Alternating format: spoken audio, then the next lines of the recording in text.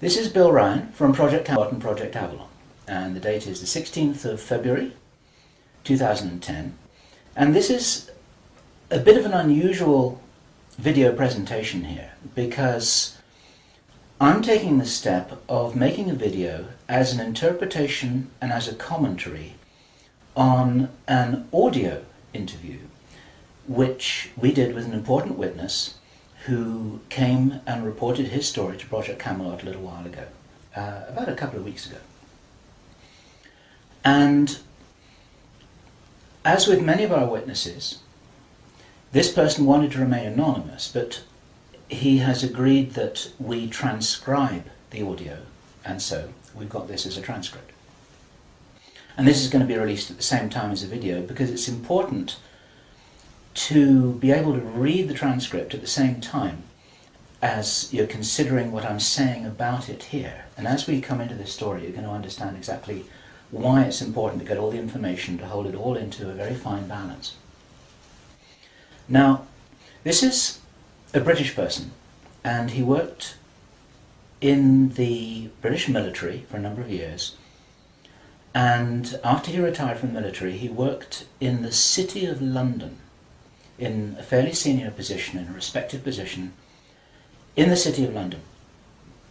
And for those people watching this video who don't know about the City of London, the City of London is it's like an enclave, it's like a financial enclave in the heart of London itself.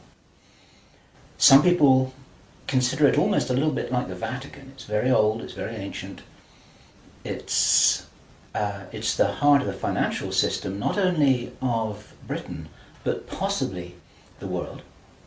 Many researchers consider that it's very likely that the City of London calls the shots on the financial systems in America. They've got control over the Federal Reserve, the Bank for International Settlements, a whole bunch of things that happen. This is like the nerve center of the financial world. And it's very Masonic, it's very ancient, it's very traditional. And our source attended a number of meetings with senior Masons. And while many of these were interesting, they were routine by City of London standards. They were discussing financial affairs and so on and so forth. And then in the June 2005, he attended another meeting that he thought was going to be a routine meeting, but actually this was something rather unusual, and he realized it was unusual as soon as he arrived. In fact, in his interview with us, the one which we have the transcript of, you will see that he says that he felt it was an accident that he was there. He shouldn't really have been there. He didn't know what was happening. And as such, he didn't really participate in the meeting. He was there as a little bit as a fly on the wall. He was just listening to what was happening. And at first he didn't even understand what was being discussed. Now, the people there were Masons. They were senior Masons.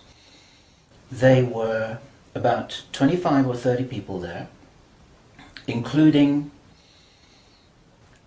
senior politicians who most people in the UK would recognize by name. I do not know who they were. He didn't name them, and I didn't ask them, but he said these are well-known names. The chief of police was there, representatives from the church, representatives from the military, 25 or 30 people. And as he listened to this story being discussed, it was an informal meeting. It wasn't like at a big table with kind of notepads and water glasses and minutes and an agenda and a chairman. There were just people in a room who were talking about all of this stuff. And what they were talking about was a plan that had clearly been made a long time ago. And what they were discussing was they were discussing the implementation of this plan. They were discussing how things were going, whether they were on track or not. And what for example, to give a flavour of this, they were discussing between them some of the problems that they had in the implementation of their plan. And as this little presentation continues here, you will realize what the plan was, and I'm going to be revealing this in very much the same way as it was revealed to our witness and as he revealed it to me, bit by bit, step by step. The first thing that he heard was they were talking about the fact that Israel didn't look as if it was getting prepared to attack Iran anytime soon. This was a problem. Even back in June 2005, they were apparently concerned that what it was that was planned on some kind of a timeline wasn't rolling out according to schedule, and this was an issue for them. So that attracted his attention very quickly, because he'd never been in a meeting when this kind of thing was discussed. Then they were talking about China and how powerful China was getting, both militarily and financially, very quickly, and that the Japanese weren't doing what they were supposed to do, which was to interfere in some way with the Chinese financial system. They weren't doing that, and this was another problem because China was getting too strong too quickly. Other things that were discussed were, for example, the coming financial crash, the centralization of resources, everything that we saw starting to happen in October 2008. They were planning that and referring to it in their meeting in June 2005. So there was clearly a rollout of some plan here, and he was quite shocked the more that he heard, and when he really realized what was happening, he was extremely shocked. And one of the reasons why I'm giving this video presentation now is to soften the blow and interpret this a little tiny bit, because it is shocking information. And what I also want to do is I want to try and differentiate out between what it was that he reported, because he'd heard it with his own ears, and what it is that is his speculation and my speculation about how all this fits together. It's very important information. We need to know this stuff. Even though it doesn't look like it's going to be on track, I don't think this will happen. I think that there are a bunch of crazy people there who are extremely determined to do something, and they were in a hurry, and this is important to understand. They were in a rush. Try and roll out this sequence of events. Now, what he described is what the sequence of events was. It starts with Israel attacking Iran. Now, this hasn't happened yet. There have been a number of indications that there are forces which are trying to push this into happening. You've only got to follow the news for the last 2 years to realize that the public is being prepared for a justification for this kind of thing. Iran is being set up as being the bad guys that deserve something to happen to them, and so on and so forth. Now, that's going to be the start of what is like the opening gambit in a big chess game. And the plan is to provoke Iran or China to retaliate. And our guy, our source, who is a military man, is privately as convinced as he can be, although this has never been made public and this is not publicly known, that Iran does have nuclear weapons. He believes that they have been provided by China behind the scenes. And all of this is intended because it's all right with these controlling forces that Iran has nuclear weapons, because they want them to be used. The plan is for either Iran or for China to retaliate after Iran is struck with a nuclear weapon. At that point, there will be a limited nuclear exchange in the Middle East, followed by a ceasefire. He heard this being planned in this meeting. This is being choreographed. It's like the script for a movie. This is exactly what's intended to happen. And during this time, the other thing that's being set up for this, and many people watching this will be aware that this is being set up in the background. We've had a lot of information about this from a number of good researchers from many countries who are reporting this on the internet, that things are being set up in many of the Western countries for there to be heavy controls over populations, martial law, increased powers on security forces who are not just the army or the police, but in Britain, for example, our source said that he absolutely knew personally for a fact, that a very large number of private security people, their powers were being increased to give them the ability to arrest people, the ability to detain, the ability to handle riots in streets. And here we're talking about just regular people working in private security, people who give the parking tickets on the streets. Their powers are being increased in the same way. And last year we heard President Obama talking about how he wanted to have a sort of national guard at home in America ready to handle this kind of thing. There are a lot of indicators that this is being set up. And in this rollout of this crazy scenario, where it is intended that there will be a limited nuclear exchange in the Middle East, the idea is that as the world looks upon this with horror, then they will demand from their governments that there are heavy controls over travel, over communication, over people who meet, over people who protest in the streets. They want to make sure that they don't have crazy bombers on aeroplanes, crazy bombers in the shopping malls. They want to make sure, and because people will be driven into fear by this, they'll request and demand and insist on heavy controls from their governments, which will be justified. And this is where you're going to kind of get the martial law situation in all the Western countries. It's intended as a justification. All of this is just the start of something, because this story gets much bigger, and it's pretty horrifying. And if watching this now you're feeling a little bit shocked, this is how I was feeling when I heard this information, and this is how our source was feeling when he was hearing this information in this meeting, because this is just the beginning. Now, during the time of this ceasefire, everyone's shocked, everyone's frightened, everyone's really terrified about where this is going to go. There are all kinds of heavy controls over populations everywhere. And then the next thing that happens in this chess game that's being played is that biological weapons are released on China. You heard this being discussed in this meeting. They will release a flu-like virus that will be genetically targeted against the Chinese population. It's racially targeted against the Chinese people. It's designed to spread like wildfire and to knock out a large number of the Chinese people.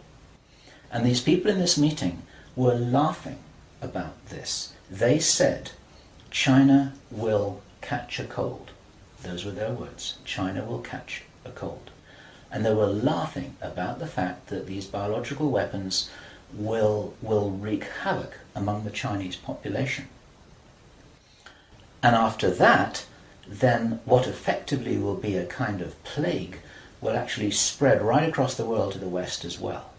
Our source was not clear whether this was a Chinese retaliation or whether the thing would just spread out of control in the way that it would be very understandable if it did, whether it's racially targeted or not. These things actually mutate. So now you've got a situation where there's been a limited nuclear war in the Middle East. There's a pandemic that really is sweeping across the world and really is killing people very visibly. And you've got this totalitarian military lockdown in all the governments in the Western world because everyone's going to be in panic about all of this. And then, he said, then the real war starts. Something that would be justifiably called the Third World War, with a much more major nuclear exchange. And at this point, I asked him, is this just about population reduction? What is this about? Why are they doing this? Why this insane Dr. Strangelove plan for just unleashing all of this stuff on the world? Why do it? Now, as our conversation went on, I started to find answers to those questions. Now, some of this is speculation. I want to share this speculation with you because it's important enough. that we work together here to figure out what's going on. And there are some clues, there's some very important clues that I'm going to present to you here in this video. He said absolutely it's about population reduction. So I said, well, in this meeting, did they mention any figures?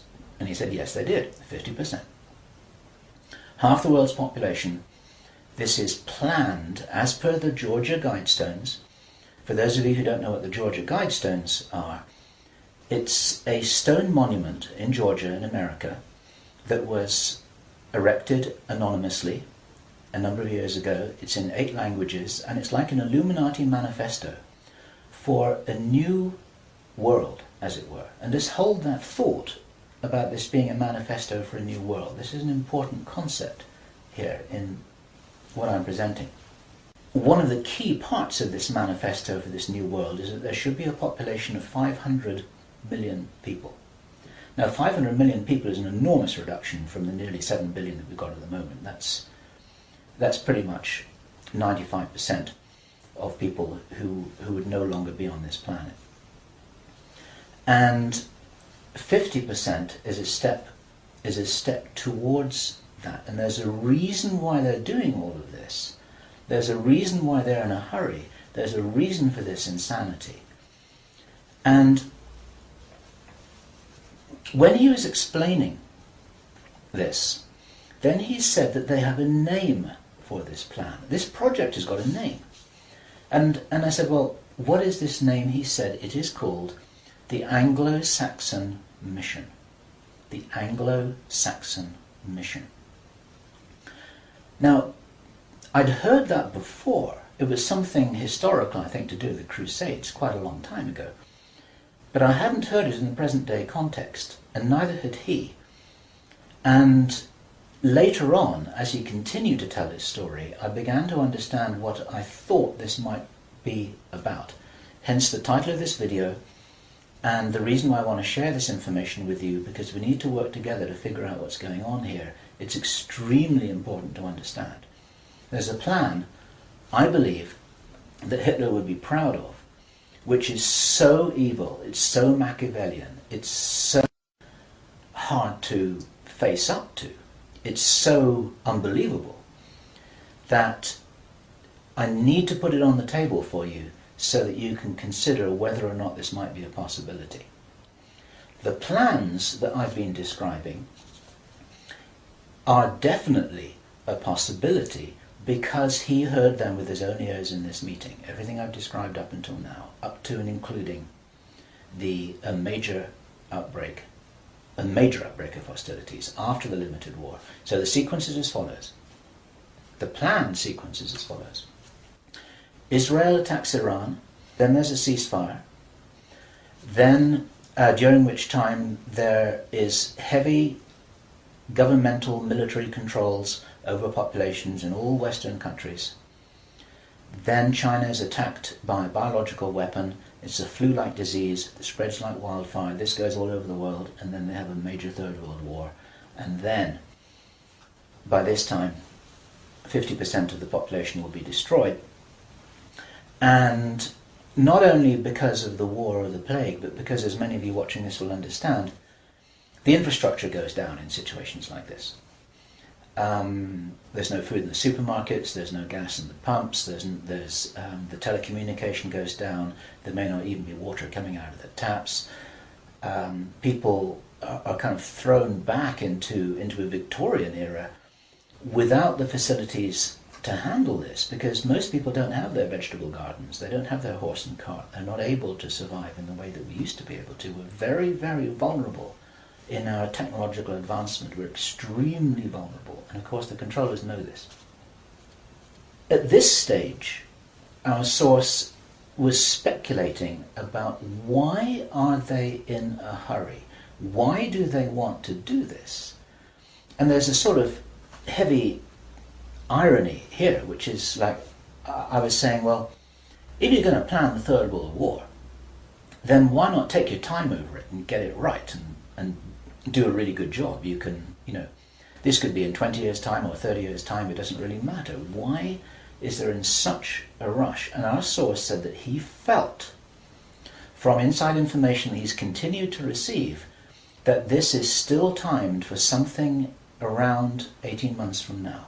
And that puts it around about the middle of 2011. He doesn't know this for sure because these events aren't calendar driven, they're actually event sequence driven. In other words, this has got to happen before that happens, and then after that the next thing can happen, then after that the next thing can happen. So a whole lot of things have got to be in place before all the dominoes fall over, so to speak. And they seem to be behind schedule in some of this. There are some planned events that definitely haven't happened. One of the things which I remembered when I was hearing this story was that our source, Henry Deacon, and many of you who've watched Project Camelot videos and read their reports for the last 3 years will know that when we met Henry Deacon in 2006, he said that in his own inside information was that there would be a war against China in 2008. Now that didn't happen. And all this time, at that time it didn't make any sense, and even now it didn't make any sense. It's like, well, all right, but why do this? Why do this? Why do this? Now, this was his answer. And our source is a pretty smart guy. He's been in the military. It's a totally different story that he didn't debrief in our audio transcript, which you have the opportunity to read, but he's had his own ET experiences in the military. He's got his own sources of information about some of the background for this. He says that he's as sure as he can be that the people who are calling the shots in the world, you can call them the Illuminati, the controllers, the cabal, whatever name you have for them, they believe that there is going to be what he called a geophysical event, a major geophysical event. He says that the best information that he's got is that the insiders believe that this is going to happen, or they are concerned that this is going to happen. And many of you watching this will know that this isn't a completely crazy idea. There have been trillions of dollars that have been spent on deep underground bases for some reason which we don't know why it is. You'll know about the seed bank in Svalbard. This is in the public domain, where all the seeds of all the plants and all the crops in the world have been buried deep inside a granite vault in northern Norway. There are many precautions being taken as if something might happen that could really threaten some of these valuable resources, including the seed banks of the world. Now, if there is going to be a geophysical event as they believe, this is because it seems to be preserved Illuminati inside knowledge, whether it's true or not, that there are repeated cyclical geophysical events about every 11,500 years. Information about what really happened to Atlantis was very probably in the Great Library of Alexandria that burnt down a couple of thousand years ago.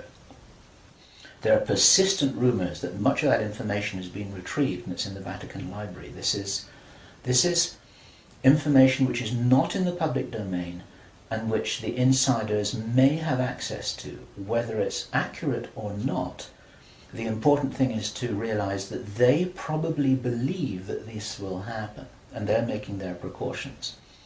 And this might be the justification for this insanity that we've just heard about in this plan.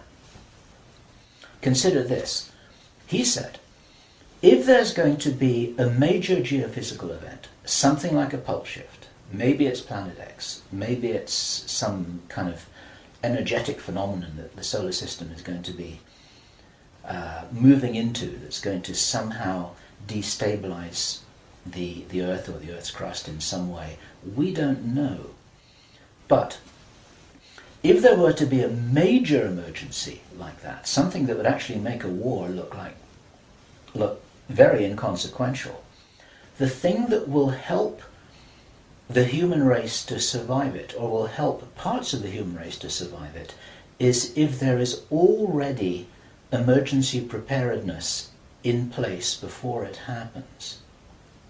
In other words, If you knew that there was an emergency coming, if you knew, for instance, that there's a hurricane coming in to hit your city, then you put all the emergency preparedness in place beforehand. You have the troops ready, you have the infrastructure ready, you have the military ready, you have everything that you need ready to handle this situation so you can respond and react and recover in the best possible way.